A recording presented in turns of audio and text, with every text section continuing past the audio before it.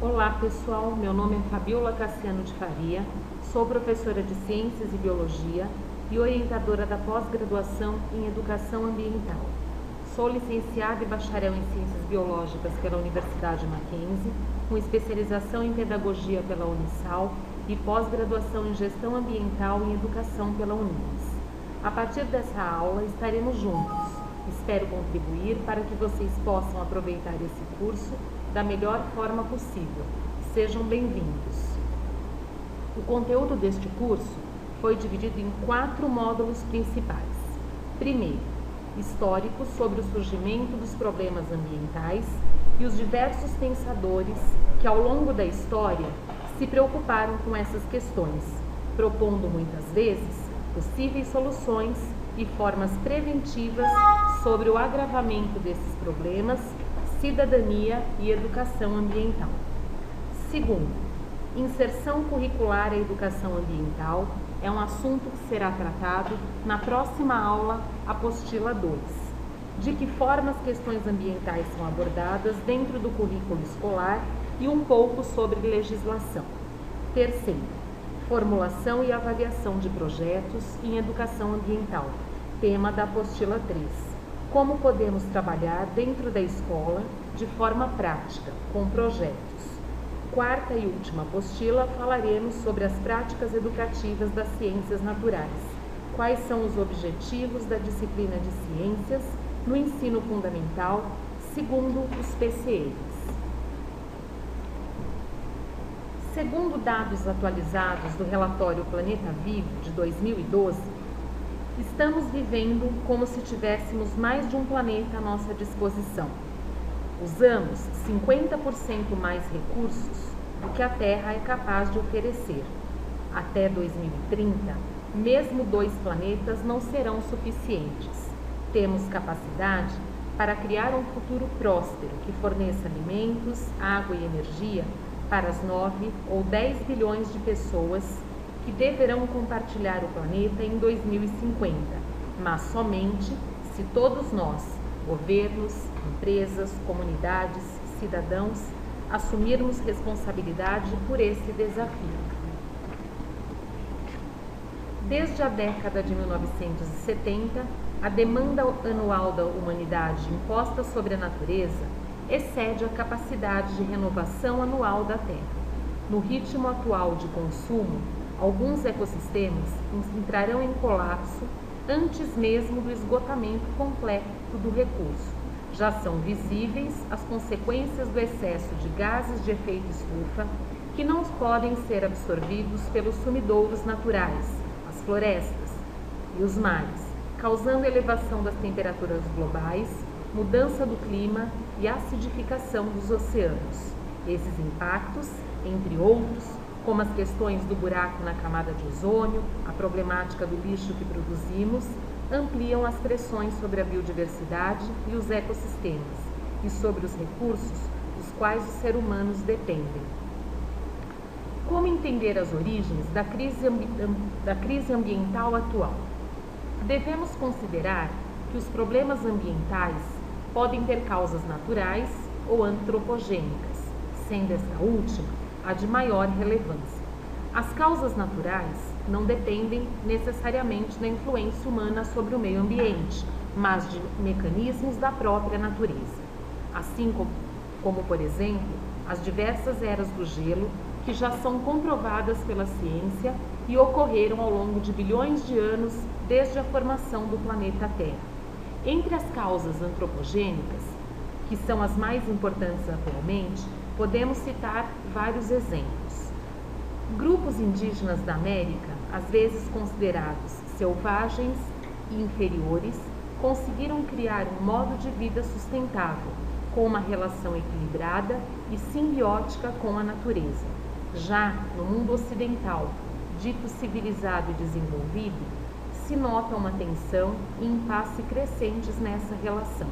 É preciso vasculhar as origens e premissas ideológicas do modo de vida do homem civilizado e moderno para entender parte da atual crise ecológica.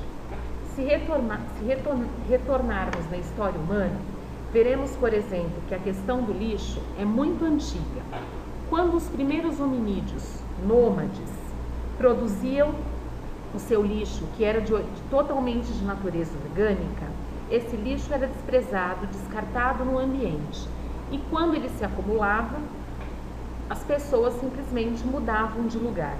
Mais adiante, quando começam a se formar as primeiras cidades, o homem começa a ter uma relação diferente com a questão do lixo.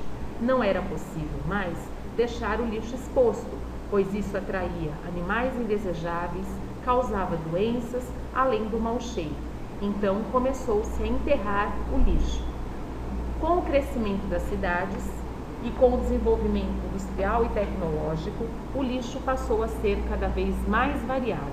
Não era mais apenas de origem orgânica, mas também de origem inorgânica, composto de diversos tipos de plásticos, metais, papel, entre outros. E aí o problema do lixo se torna cada vez maior. Atualmente, esse é um dos maiores desafios dos governantes e dos grupos de ecologistas. Não sabemos o que fazer com o nosso lixo, qual a melhor destinação para ele. Este é apenas um exemplo de como o desenvolvimento industrial e tecnológico gera impactos sobre o meio ambiente. Temos precursores menos ou mais distantes do pensamento ecológico, que vocês podem acompanhar pela apostila 1, das páginas 3 a 9. Esses pensadores podem inspirar reflexões a respeito, pensamento este que se desenvolveria e tomaria delineamentos mais a partir de meados do século XX e começo do século XXI, assim como ganharia maior adesão e respeito entre instituições internacionais, governos e sociedade civil e divulgação dentro do espaço midiático. Naturalmente, não faz sentido querer voltar às formas primitivas, pré-capitalistas ou pré-modernas de modelo de desenvolvimento, estigmatizando o progresso tecnológico, científico e econômico pela destruição e degradação que tem provocado. Ora, a complexidade e interdependência das relações sociais, econômicas, políticas, culturais no mundo atual não permitem isso. O desafio atual é conciliar a modernização e a preservação ambiental. Hoje, muito se fala em desenvolvimento sustentável, o qual se fundaria em um tripé: eficiência econômica, conservação ambiental e equidade social.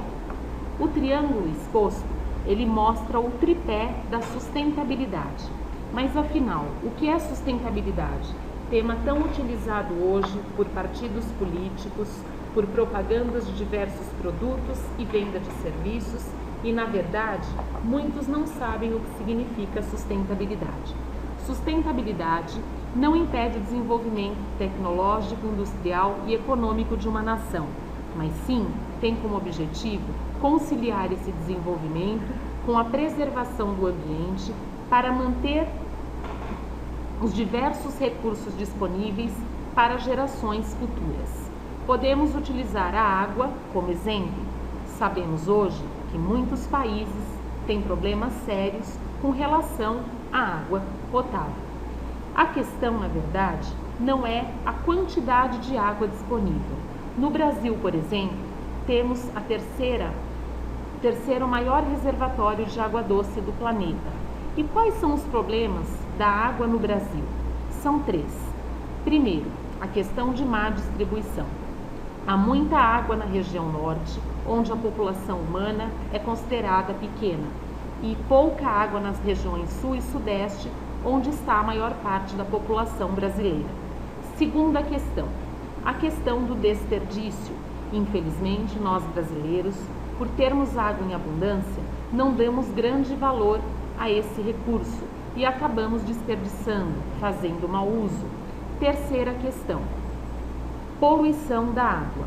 A qualidade da água encontra-se comprometida. Aqui em São Paulo, principalmente, temos diversos exemplos disso. O Rio Tietê, o Rio Tamanduateí e o Rio Pinheiros, que atualmente são rios onde não existe vida, devido à poluição. A sustentabilidade, ela visa preservar esse recurso para que ele esteja disponível para as futuras gerações, para que ele não falte. Hoje, há países em que a água que serve para abastecer a população é totalmente água de esgoto tratado. Não há mais água disponível doce para ser captada e utilizada pela população.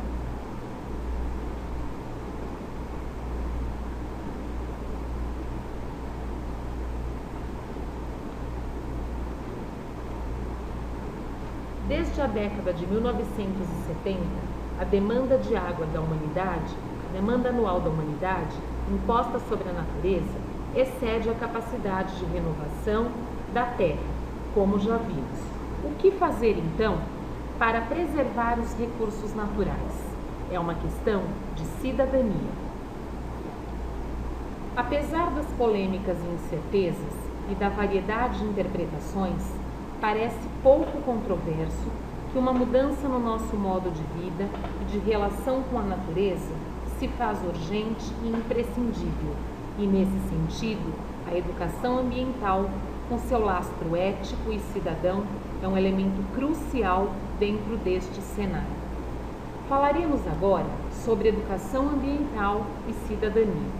Segundo Edgar Morin, os saberes necessários para uma educação do futuro se dividem em 7 aspectos: conhecimento, conhecimento pertinente, identidade humana, compreensão humana, incerteza, condição planetária, antropoética. Mas o que significam cada um desses aspectos? Conhecimento diz respeito àquilo que todas as pessoas, de um modo geral, sabem a respeito de um assunto, mas sem um embasamento científico. O conhecimento pertinente é aquele que tem um embasamento científico, é aquele conhecimento específico de uma determinada área. Na identidade humana, colocamos o homem como centro de atuação e participação nas questões ambientais. O homem interfere no meio ambiente, às vezes de forma negativa, causando sérios impactos. O importante é que o homem se compreenda como ser ativo e participativo nessas mudanças ambientais que ocorrem e, a partir daí, tome consciência do seu papel.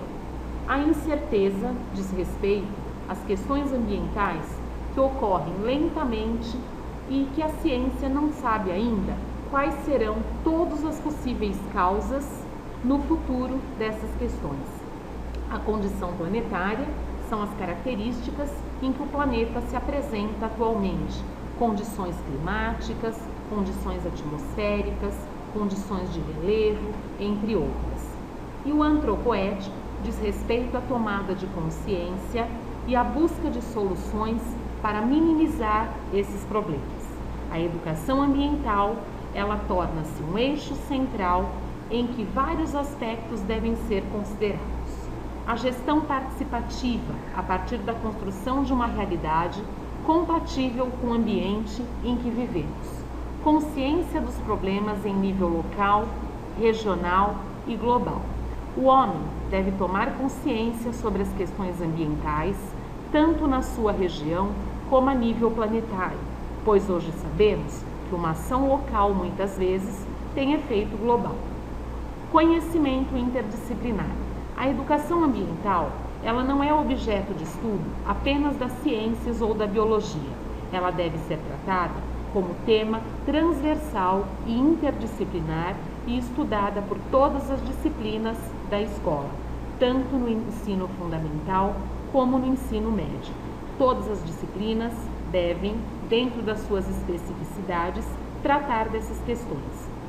Desenvolvimento da cidadania, com a tomada de consciência e a busca de soluções para minimizar os impactos dos problemas ambientais.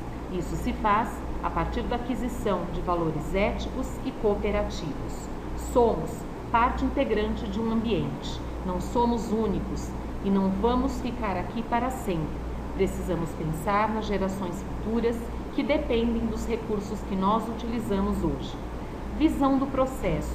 O homem precisa ter visão do processo tanto o presente como o futuro, atuando de forma contínua e não pontual. Compreensão e discernimento da realidade.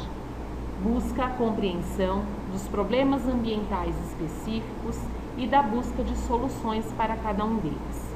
A interdependência entre os fatores tecnológicos, ambientais, econômicos, políticos e sociais são importantes para que o ambiente seja preservado. Utilizaremos um problema ambiental como exemplo para entender esses 7 aspectos. O exemplo utilizado será o aquecimento global, também chamado de efeito estufa. No aspecto 1, conhecimento, podemos dizer como a maioria das pessoas hoje já ouviu falar em aquecimento global, mas há uma diferença entre o ouvir falar e ter informações realmente pertinentes sobre o problema, o que seria o conhecimento específico. O homem precisa reconhecer-se como parte integrante e atuante deste problema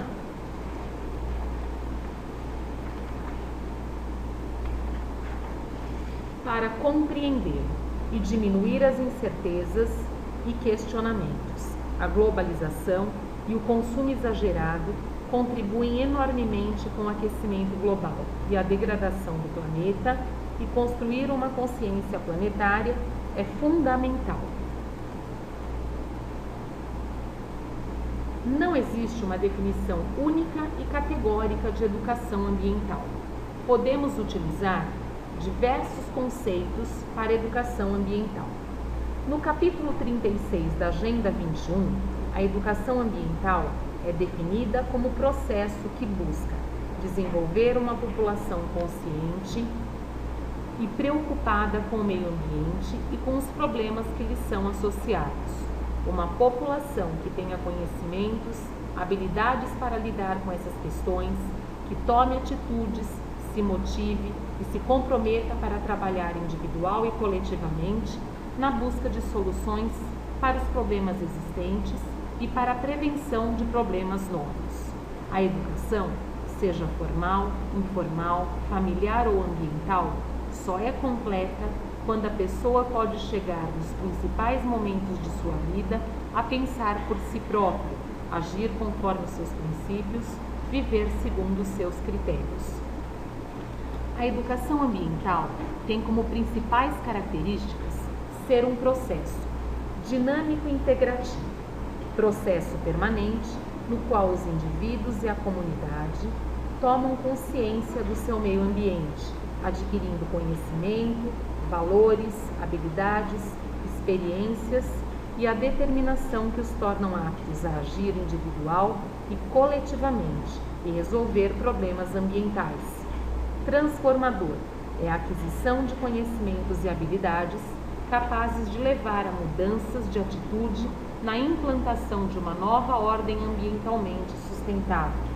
Participativo, sensibilização e conscientização do cidadão, estimulando-o a participar dos processos coletivos.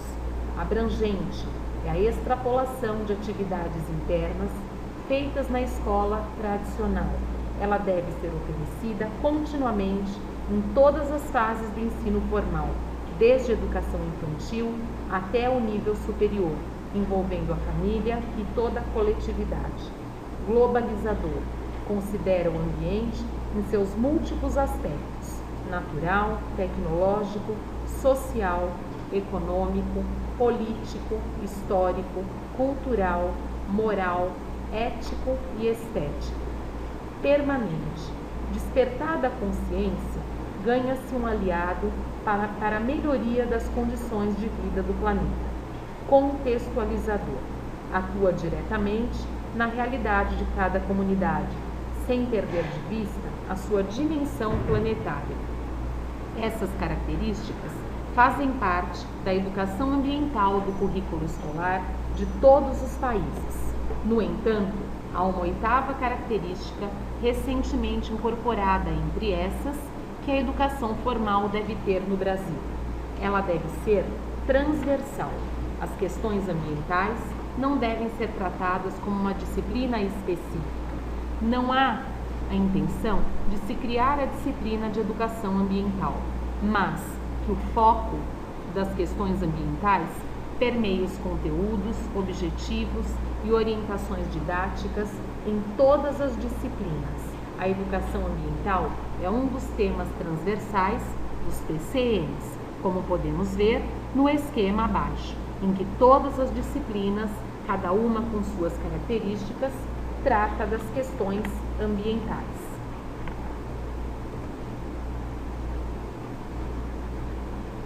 Algumas das datas e eventos mais importantes sobre o meio ambiente e educação ambiental no Brasil e no mundo.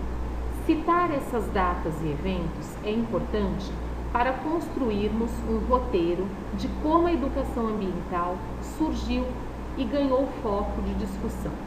Em 1965, a expressão educação ambiental foi usada na Conferência de Educação da Universidade de Keele, na Grã-Bretanha. Em 1972, foi realizada a Conferência de Estocolmo, estabelecendo alguns princípios norteadores para um programa internacional e planejado, sendo a educação ambiental considerado um campo de educação pedagógica com relevância mundial. Em 1974, na Finlândia, um seminário no qual a educação ambiental foi reconhecida como educação integral e permanente. Um ano depois, no Congresso de Belgrado, foram estabelecidas metas e princípios da educação ambiental e, no Brasil, é criada a Secretaria Especial de Meio Ambiente.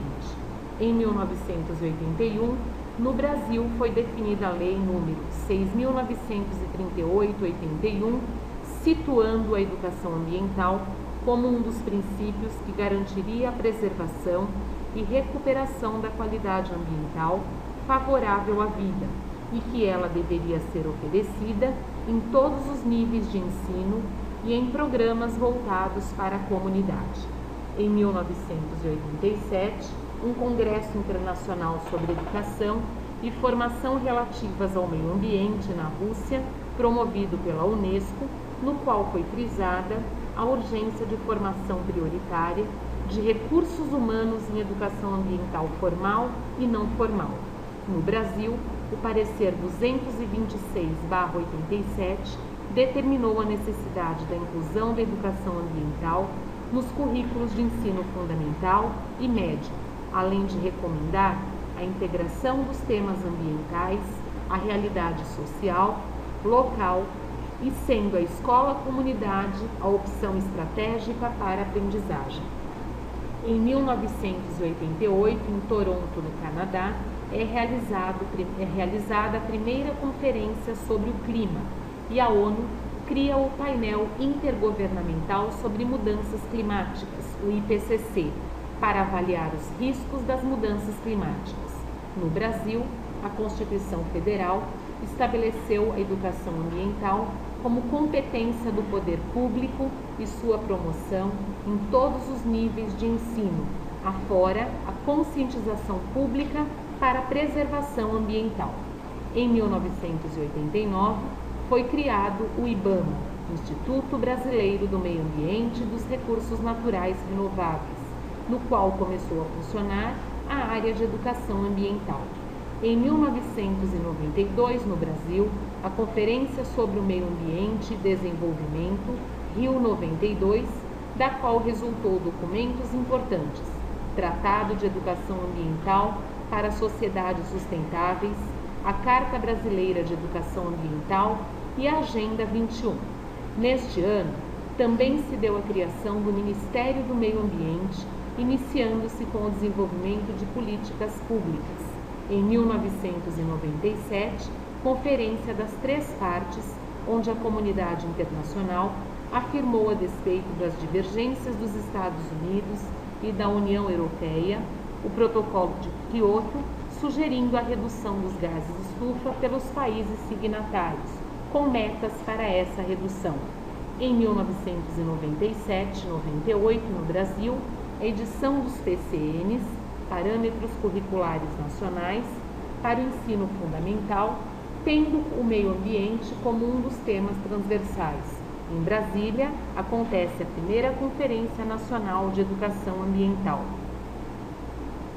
O artigo desse decreto incluía a educação ambiental em todos os níveis e formas de ensino e sugeria os PCNs como referencial, propondo a integração disciplinar da educação ambiental de maneira transversal e contínua. Em 2003, 2005, 2006 e 2009 no Brasil, pelas iniciativas do MEC e do MMA, foram realizadas as conferências nacionais infanto-juvenis pelo meio ambiente. Em 2009, a cúpula da ONU sobre mudança climática termina sem um acordo unânime. Veremos agora as concepções e correntes da educação ambiental. Segundo a Cláudia Elisa Ferreira, temos 3 concepções básicas da educação ambiental. Primeiro, conservadora. Remete a certo retorno ao primitivo, tendo uma abordagem limitada, enfocando apenas o homem como destruidor do ambiente e poucas questões sociais e políticas intra-humanas, ecologia social. Segunda, corrente pragmática, focada na ação, na resolução de problemas e na formulação de normas, busca formas de equilíbrio entre desenvolvimento econômico e manejo sustentável dos recursos naturais, enfatizando a dimensão individual e cidadã na mudança comportamental, vendo a urgência a curto prazo em atitudes práticas e efetivas. Terceiro, corrente crítica, encara de modo complexo a relação homem-natureza, postulando que aquele pertence à rede das relações da vida social, natural e cultural, interagindo com ela, privilegiando a dimensão política da questão ambiental, criticando o modelo econômico vigente e insistindo no papel da sociedade civil na busca coletiva de mudanças sociais. No aspecto teórico e epistemológico, por sua vez, é preciso reconhecer que temos uma gama enorme de tendências ou correntes dentro da educação ambiental, como pode ser visto no quadro das páginas 22 a 24. Nestas páginas são apresentados exemplos de projetos escolares em educação ambiental. Vocês podem utilizá-los, modificá-los, adaptando à realidade de cada escola. Há também sugestões de vídeos e sites sobre o assunto. Para refletir, Terra, nosso lar. A humanidade é parte de um vasto universo em evolução. A Terra, nosso lar, é viva, como uma comunidade de vida incomparável. As forças da natureza fazem da existência uma aventura exigente e incerta, mas a Terra providenciou as condições essenciais para a evolução da vida. A capacidade de recuperação da comunidade de vida e o bem-estar da humanidade dependem da preservação de uma biosfera saudável com todos os seus sistemas ecológicos, uma rica variedade de plantas e animais, solos férteis, águas puras e o ar limpo. O meio ambiente global, com seus recursos finitos, é uma preocupação comum de todos os povos. A proteção da vitalidade, diversidade e beleza da Terra é um dever sagrado. Há uma teoria chamada Teoria de Gaia que fala sobre a Terra. Segundo esta teoria, a Terra é vista como um enorme organismo vivo, em que cada um de seus ecossistemas funciona como parte integrante. Para que este ultra-organismo funcione dentro de um equilíbrio, todas as suas partes precisam estar equilibradas. Gaia é a deusa da Terra. Leia mais a respeito deste assunto, conforme sugestões citadas na apostila. A seguir, vocês podem acompanhar um vídeo que fala sobre as questões de equilíbrio ecológico e desequilíbrio do planeta Terra e a teoria de Gaia. Procurem ler mais a respeito deste assunto. A educação ambiental é fundamental dentro da escola. Cada professor, dentro da sua sala, deve encontrar algum modo de buscar com seus alunos projetos e mais informações a respeito da educação ambiental. Vocês podem usar exemplos da apostila de projetos que já foram desenvolvidos em diversas escolas do Brasil e que deram excelentes resultados. A prática é muito melhor, pois a criança e o adolescente, quando trabalham com projetos e percebem de forma prática como isso é importante, tomam consciência dessas questões e acabam servindo como divulgadores delas. Na próxima aula, falaremos a respeito da inserção da educação ambiental no currículo escolar e nos aprofundaremos em cima de projetos desenvolvidos dentro da escola. Também citaremos as diversas leis ambientais que fazem parte da legislação brasileira. O Brasil é o país que mais possui leis ambientais, mas infelizmente a maioria delas não é cumprida na prática. Isso se deve a diversos problemas. Entre eles, podemos citar a imensa territorialidade brasileira, o que torna uma fiscalização muito difícil. Falaremos mais a respeito deste assunto na próxima aula. Até mais!